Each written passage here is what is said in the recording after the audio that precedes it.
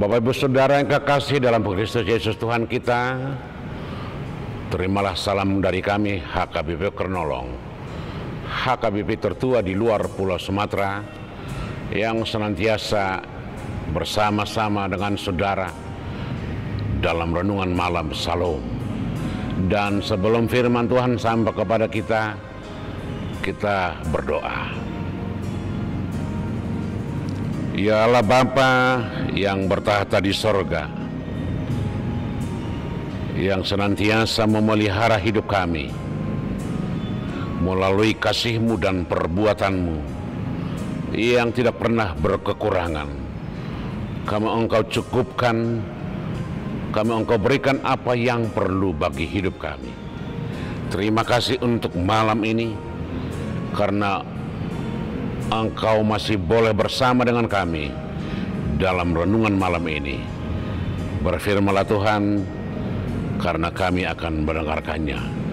Hanya di dalam Yesus kami berdoa. Amin.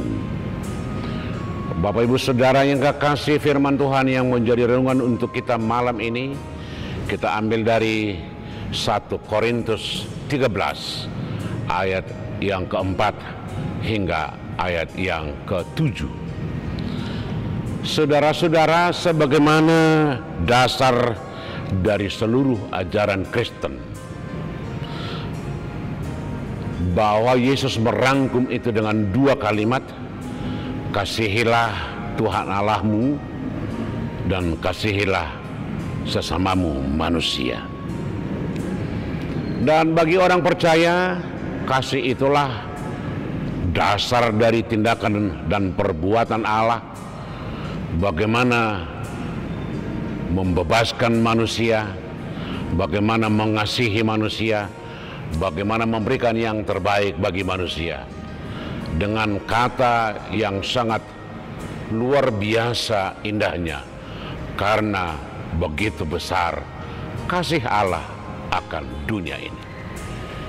Kasih adalah dasar dari semua tindakan dan perbuatan Tuhan untuk manusia. Oleh karena itu, sebenarnya bagi orang Kristen, kasih juga harus menjadi dasar dari tindakan dan perbuatan. Itulah yang dirangkum oleh Paulus melalui renungan kita pada hari ini. Hampir semua orang tahu kasih, tetapi bagaimana melakukannya, di situ yang menjadi titik persoalan. Kasih itu bukan hanya sekadar perasaan, tetapi harus mendemonstrasikan dalam bentuk tindakan dan perbuatan. Bukan hanya dalam bentuk kata-kata, bukan hanya dalam bentuk retorika, tetapi harus diwujudkan, dinyatakan. Yang kedua, kasih itu bersifat pasif dan aktif. Pada satu sisi, kasih itu bisa membuat kita atau melarang kita untuk bertindak hal-hal yang tidak baik. Karena kita mengasihi orang, karena kita mengasihi sesama kita, kita dilarang untuk berbuat hal-hal yang tidak benar bagi orang tersebut. Itu secara pasif. Tetapi secara aktif justru kita harus disuruh dan diarahkan untuk melakukan, untuk mengerjakan, untuk menggerakkan. Jadi secara pasif dan secara aktif. Kemudian kasih itu tidak meniadakan teguran tentang apa yang baik dilakukan dan yang tidak baik. Kasih itu harus menjaga, mengawasi, atau bagaimana kita melihat dan membandingkan mana yang benar, mana yang salah.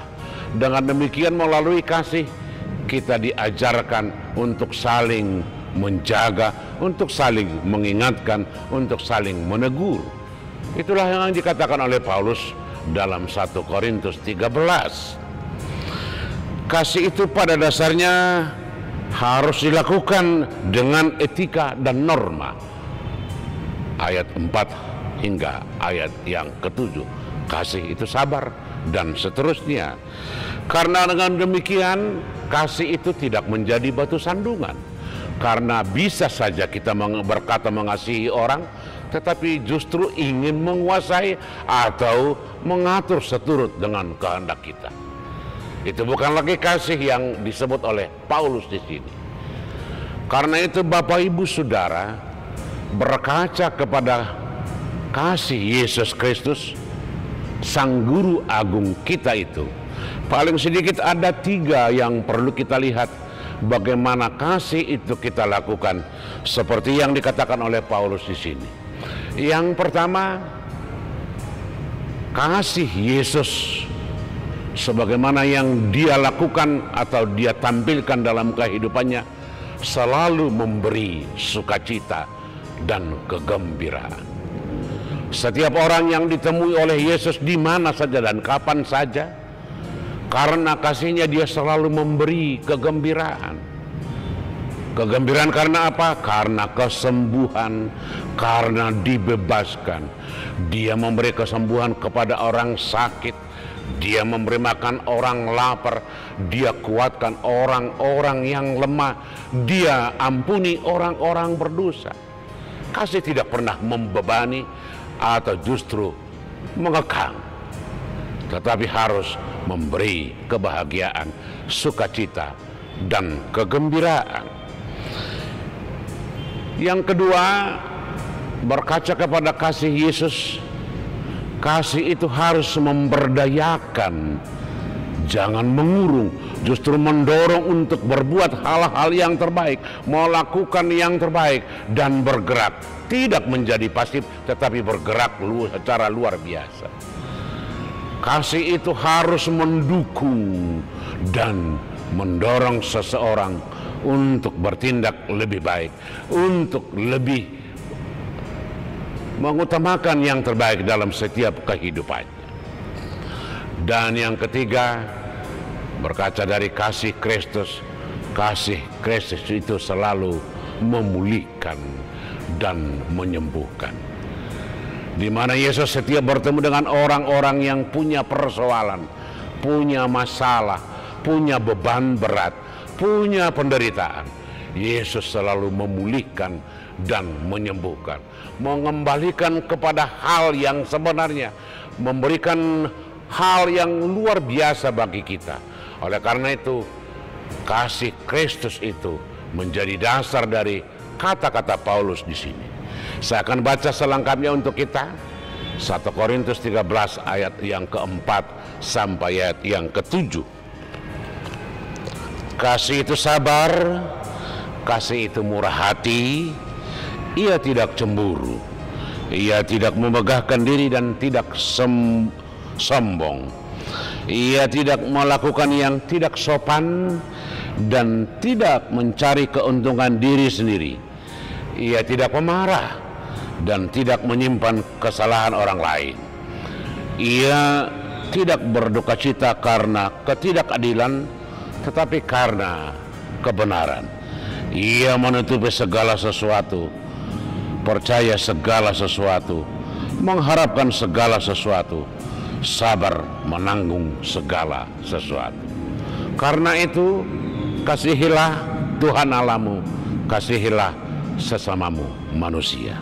Sebagaimana kata 1 Yohanes 4 ayat 19, kita harus mengasihi karena Allah lebih dulu mengasihi kita. Amin. Kita berdoa. Kasih-Mu Bapa yang tidak terbatas, yang senantiasa kami terima setiap hari melalui kesehatan kami, sukacita kami, dan melalui pengampunan dosa-dosa kami, sehingga kami menjadi orang yang diselamatkan. Biarlah Roh-Mu Bapa yang menguatkan kami, agar hidup kami dapat menyalurkan kasih-Mu bagi setiap orang. Hanya di dalam Yesus kami berdoa. Amin. Anugerah Tuhan kita Yesus Kristus, kasih setia Allah Bapa, dan persekutuan dengan Roh Kudus kiranya menyertai saudara-saudara sekalian. Amin.